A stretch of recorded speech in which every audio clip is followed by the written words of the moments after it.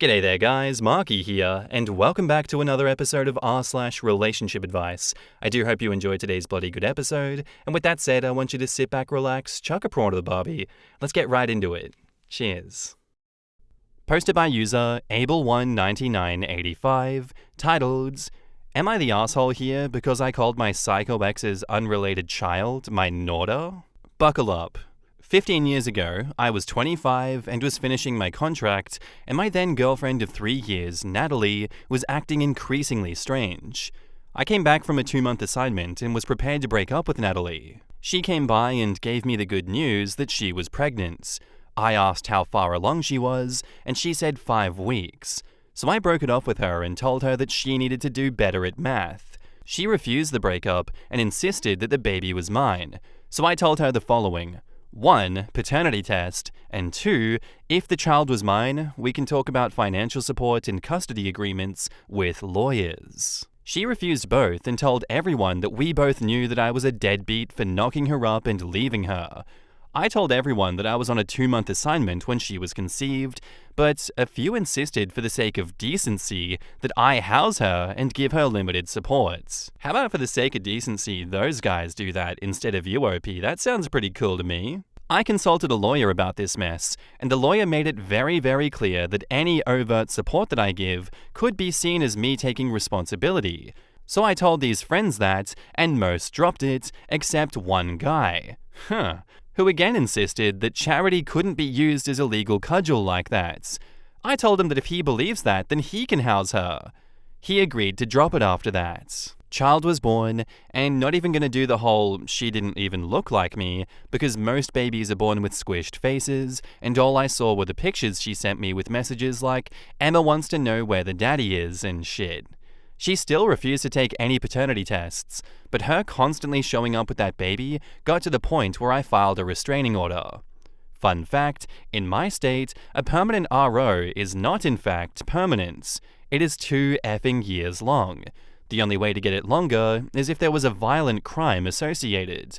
And apparently bugging someone with a baby that's not theirs is not a violent crime. So my life for the last 14 years was me renewing the RO every 2 years, because once it clears, Natalie shows up again with my not child. I did eventually find a nice girl, get married, and now I have a 9-year-old son, Henry. My wife Kim is well aware of Natalie and Emma. When the cycle begins again, I always say the same thing. 1. Paternity test. 2. Once paternity is proven, I will take custody and get financial support set up.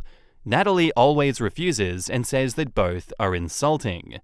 Recently, the cycle started again, and this time Emma showed up first. She approached my son during a school event, visit to the zoo, and said, Hi, I'm your big sister Emma. Henry knows about stranger danger and ran away to a teacher.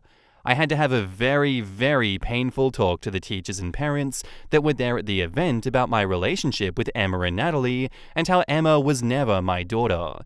I even called her my NAUGHTER once or twice in the conversation. After the group disbanded, one of the mothers confronted me and said that while Natalie was in the wrong, telling this poor child I was her father, calling her my NAUGHTER, was mocking this situation. I kind of get where she's coming from, just I can't help this child. And the honest truth is, making light of the 2-year cycles is the closest I can get to finding peace in the situation. Edit. To answer the repeated question, in my state, the mother has to start the petition for the father to be established and the test to start.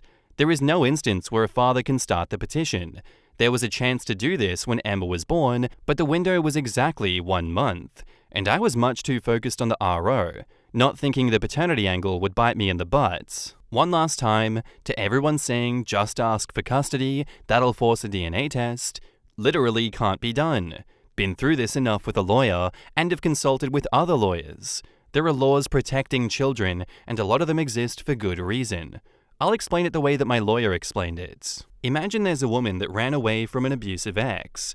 She finds out after she's escaped that she's pregnant, she gives birth, never puts the ex on the birth certificate, never tries to file for support because she wants to get as far away from him as possible. He finds out years later and tries to rope her back in using the child as leverage. She can just say no, and the state has to let it go.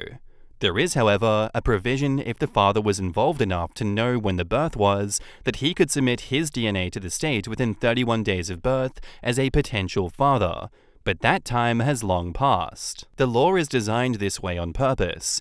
In the eyes of the family courts, I am a random person, and I was never claimed to Emma.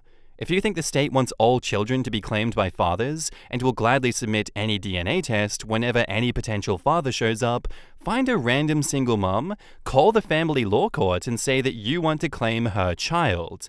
I am tired of everyone acting like all I needed to do was fill out one sheet of paper and this nightmare would end. Please, just call a lawyer for a free consultation or post on legal advice and ask them.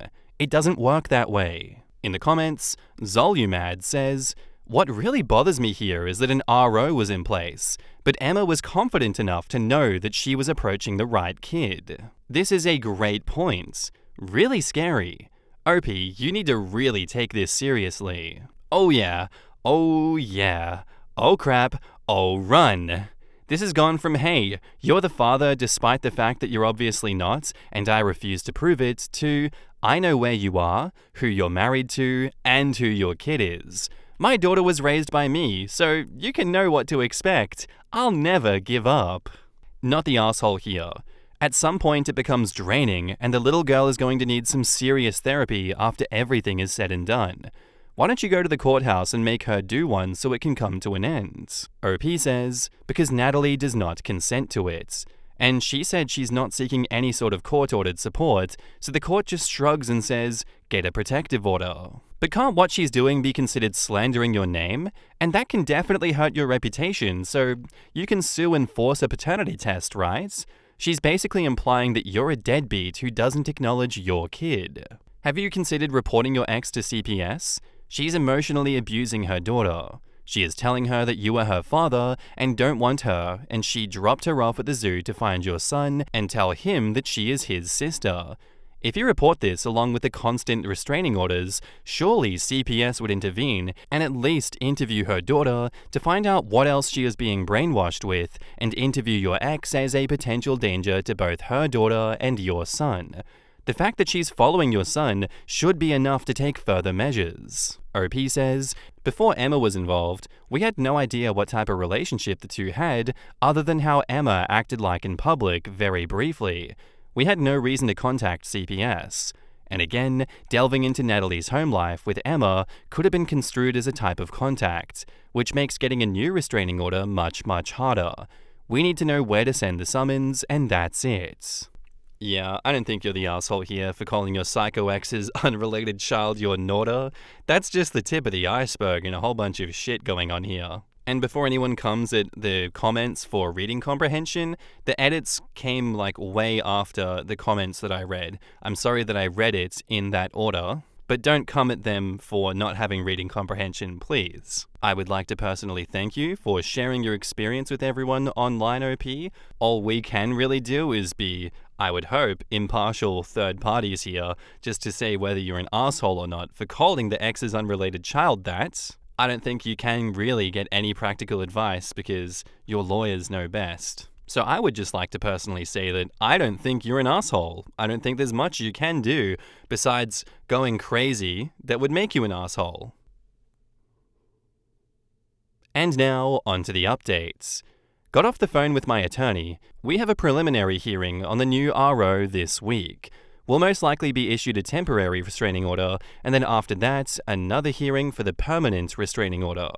CPS is investigating Natalie and Emma's living situation. The teacher's report held a lot of weight, and my lawyer thinks that this might actually be the way to end the madness now. In family courts, for minors, there exists something that's like a temporary court-appointed guardian. I think the term is guardian ad litem, who is only a guardian for legal purposes and procedures and decisions of such, including for medical. If the family court appoints such for Emma, we can ask this temporary guardian for the DNA test, get this put to ground. The madness might actually have an ending in sight. Adding here, I feel like I need to explain the relationship that I had with Natalie all those years ago. When I got back from my 2-month assignments, I was already dead set on breaking up with her. Her, "oh wait, I'm pregnant," was never going to make me marry her. In fact, I doubted she was pregnant for several weeks. The last year of our relationship, several red flags appeared in her behavior, ranging from demanding I check in with her while at work, only hang out with friends with her present, extreme bouts of jealousy if I ever seemed too friendly with women, including waitresses. I was in a line of work that demanded me being away for long stints, which she hated, but also kept me out of her reach for long periods of time. I think it was halfway through that last year I realized that when I was away, I did not miss her. In fact, I was relieved to plop into a cot and fall asleep after long hours of work without thinking about her. When the pregnancy turned out to be real, I made it clear that with a paternity test, I would pay support, split custody, and be a co-parent and nothing more. She wanted me to be her husband, no questions asked. No test, just pure blind faith and devotion to her and the child. The test, she insisted, was insulting. There was never going to be a relationship, and there was no relationship to salvage with Natalie. On the advice of the first attorney that I hired, the deal was no test, no contact. In the comments, the Crown and Anchor says, "That poor girl. She'll grow up either believing OP to be a deadbeat dad, or she'll grow up knowing the truth and knowing that her mum is trying to game the system and get money from a guy that's not the father of her child. Either way, she's going to have a lot of stuff to work out in therapy one day." Frankly, I can't believe OP does not have any legal recourse to force a paternity test. You'd think that there'd be one judge who was so annoyed with the constant restraining orders that he would have ordered a paternity test to rid the court system of this bullshit. Also, that mum probably has serious mental health struggles. She's kept this going for 15 years. She only has to win a concession once to get child support garnished and start getting his wages garnished. That is why she's doing it. She thinks she'll get a payout for back child support and other benefits off of his military pay and pension, insurance, etc. OP says, "This angle is actually very likely. I'll bring this up with my lawyer. Also, good guess on the military pension." I have a non-related DNA question. So do you think that maybe the friend who said you shouldn't treat her badly might be the father? He could have been trying to get you to feel bad while trying to cover up the affair they had. OP says, "Friend, let's call him Jim, wouldn't have touched Natalie with a 100-foot-long pole. He was 1, gay, and 2, hated Natalie. Despite these things, Jim believed strongly in charity. He volunteered at a food pantry for as long as I knew him. We haven't talked in almost a decade now, but last I heard, he still volunteers. I'm surprised you can't sue her for harassment or potentially defamation. Sounds like she's now putting your actual child at risk, as well as escalating overall. Hopefully she doesn't start resorting to more dangerous tactics, but you may want to look into further protections if possible." OP says, "This bit of harassment with the CPS report and the new RO should, if we're lucky, be the kill shot that we need." Yeah, this situation just sucks all around. I wish that Emma had a better shot at life than being stuck with a mother like Natalie. I wish there were safety nets available to children that are prone to crazy parents like this in order to lessen the effect that their mental illness has on children like Emma. Because Emma doesn't deserve any of this. Emma doesn't deserve to be dragged through the courts. Emma doesn't deserve to have all this shit that Natalie has started and continues to whip up in her life, for God knows why. Emma deserves to have her real father in her life. Natalie is a piece of shit for starting all of this and dragging Emma along with her. My heart goes out to Emma, and I wish the world was more fair to her. And now, on to the next update, court update. So the preliminary hearing on the new RO went well. Emma and Natalie were there, and we discovered that Emma is currently living with her great-grandmother and has a guardian ad litem, which is a court-appointed guardian on legal matters. My lawyer thinks that this means that whatever was found in Natalie's home situation warranted removing Emma, and potentially severe enough that the great-grandmother only has physical custody and the need to appoint a guardian ad litem. During the hearing, we went through the whole song and dance, the past ROs, the whole deal. My lawyer turned to Emma's representative and said that we were willing to submit a DNA test and put this to bed. Natalie looked like she was having a conniption at that, and her own lawyer urged her to shush. Emma's representative accepted, and we were cheek swabbed in the courthouse. A temporary order is now in place, while a second hearing is scheduled in the upcoming weeks for the permanent 2-year order. The order covers immediate family on both sides, and as I've detailed in the past, Natalie is actually good with following court orders, oddly enough. We have about 4 weeks before we have the definitive results back, but I'm not too worried either way. P.S. There was someone who thought the court couldn't use charity as a cudgel was the father. Well, that's Jim. Haven't talked to Jim in 10 years, but Jim is gay and hated Natalie. He just also happened to be a give the shirt off his back kind of dude, and as long as I knew him, volunteered at a food pantry. His protests came mostly from naivety, not from self-interest. And now, paternity updates. We got the results in late last week, as did Emma's party. I am not the father. Natalie had a major breakdown when she heard the news from her grandmother, Sylvia. Emma is currently living at Sylvia's and is out of Natalie's custody. This blow-up included a major tantrum on my front lawn, which also violated the temporary restraining order. Natalie has been arrested and Sylvia hasn't bailed her out. Sylvia has communicated to my lawyer that she wanted to give her apologies for bankrolling Natalie's life the past 15 years. I only met Sylvia a few times when I was dating Natalie, and I know that Natalie grew up with her, and Sylvia had money, but was never really told the extent of that. Sylvia has communicated via my lawyer, which is technically allowed with the RO in place, that both she and Emma want to send me an apology via a letter.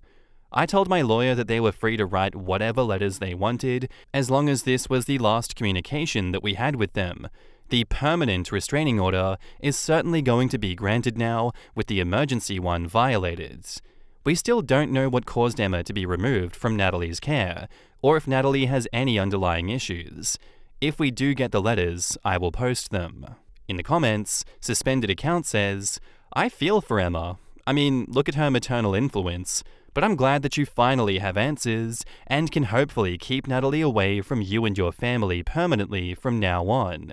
Hopefully this will end the harassment, and even though you knew she wasn't your daughter, now you have the proof. Either that or she's going to insist that the test was wrong, but refuse to take another one. Man, Sylvia must be in her 70s. Imagine starting to raise a teenager all over again at that age. I have a feeling that Sylvia was likely already doing a lot of the raising of Emma. At least the stressful parts anyways. The mum probably retained her rights to the fun part of parenting. To quote an evil man, many such cases. Don't quote him. Can't believe he's so prolific that I know exactly who that is. Or just the exclamation mark retweet is crazy. What was Natalie's thought process? That they'll never do a DNA test? I'm guessing that she was hoping she could wear OP down with unrelenting persistence.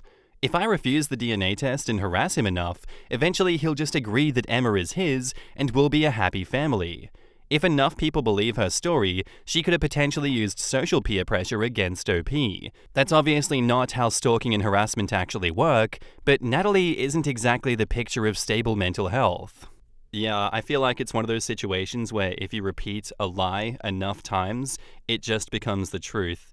And Natalie was probably deep down those boss babe TikTok influencer ones, where I'm just making this up. It's not real. This isn't real, I don't think. But they're just giving her brainworms, being like, hell yeah, keep that shit going, sis. Wear him down. He'll eventually have to submit to it. Let's take some drugs as well so we can fuel the delusions a bit more and give you more power so that every 2 years you can hit your peak and really come at him this time. It'll be different this time. Is that a good interpretation of what was going on in her head? Or am I just as delusional as Natalie in this situation? And now, onto the final updates. Got the letters. So I got them Friday, after my lawyer read them and deemed them okay. Sylvia's letter was detailing that Natalie had a rough family life. Stuff I already knew about Natalie's father running out, then her mother, leaving Sylvia to raise her. A lot of, I did my best with what I had. Sylvia detailed that her and Emma will be okay. She does still have some money, not FU money, but enough that Emma will have enough to get a very decent jumpstart in life when she turns 18. Sylvia housed Natalie and Emma in a house that she owned in the city, while Sylvia lived about an hour north, out in the country. She sent Natalie money monthly for expenses and saw them about 4 times a year: birthday, Easter, Thanksgiving, and Christmas.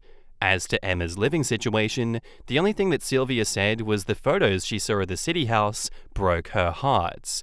Needless to say, Sylvia pledged to not enable Natalie anymore. Emma's letter was a lot sadder. It started with, "Father who is not my father," which I found weird. She detailed how Natalie told her that if she behaved, I would accept her. My acceptance of her hinged entirely on Emma doing as told. Emma said Sylvia has her in therapy and that Natalie told them both that I was dodging the test using legal loopholes. She said seeing me suggest the test in person made her feel like Natalie was right. I was able to accept her. She felt happy and hopeful. When the results came in, she said that was worse than not knowing at all. She apologized for scaring my son. Brother who is not my brother, as she said in the letter. There is a weird tone to her letter, and I feel like she's coming to terms with things. The letter did hurt to read, but both of them pledged not to interact with any of us anymore. Natalie is still in jail. Maybe it's finally over. In the comments, Breezer to Cool says, "This is heartbreaking for Emma. This poor girl has been lied to and led to believe her behavior was why you didn't accept her. Her mother obviously had her extremely convinced that there was no other option. It seems clear that she only wanted connection with her father, and now she's found herself without one and no knowledge of whom he may be. Never mind the fact that her mother has lied to her for her entire life. Thankfully, it sounds like she's with someone who will do what they can to make sure she heals from this as much as she possibly could. Hopefully, therapy is effective for her. She sounds to have a sense of humor about it though. The father that is not my father and brother that's not my brother is a bit funny. That's a coping mechanism. I hope she does well, and glad to hear that you should at least be done with worrying about Emma contacting you again. Hopefully. Natalie will probably still be a problem, but hopefully the next 2 years will give her time to think about her actions and maybe be more concerned about her daughter than dragging you into her drama. For what it's worth, Father who's not my father sounds like a child who's believed their whole life that you were her father, but you're not, and she has to figure out how to know that, but overcome all the baggage she was given around you. Same with your son. She lost out on a father, which is true, but speaking from experience, realizing the depth of the lies and bullshit that your abusive parent fed you your whole life is rough. She lost the image of who she thought her mother was, too. I'm sorry that this happened to you. I'm sorry this happened to Emma. You are both victims in this, and I hope you're both able to heal and move on. I think the most accurate representation we have in this day and age of the daughter is the situation with Gypsy Rose Blanchard. Like, look how unhinged Gypsy became as a result of her mother's antics and her entire worldview just becoming shattered as a result of that. Obviously, I don't think that Emma will kill her mother in this instance, but we've seen it played out in real life before. Emma was very much a victim, and you're gonna have weird things like father who's not my father, brother who's not my brother, from someone that's been living in an entirely alternate reality to us, their entire existence, their entire upbringing. That is her baseline level of sanity, and now she's being brought into the real world. I'm all for her having that weird coping mechanism, whether it's humor, whether it's serious or not. I think this experience is something that Emma really needed to bring her the stability that she deserves. I can't imagine how isolated Emma feels, but at the same time, I would hope she also feels free and, away from all the craziness that she was brought up with now, that she can have a normal life with Sylvia, who I would hope is someone that is trustworthy, is someone that is stable, and will help her transition back into a normal life, and that she can be done with all of this. Again, thank you for sharing all of this, OP. You didn't have to do that, but I think it's very helpful to see real-life examples of situations like this for those that may be struggling with similar situations, and what tools we can provide them to deal with situations like that and hopefully overcome those situations. Again, thank you very much. Anyway, guys, that's where I'm going to end today's episode. I do hope you enjoyed. If you did, let me know what you thought of it in the comments down below, and I'll see you in the next one. Bye.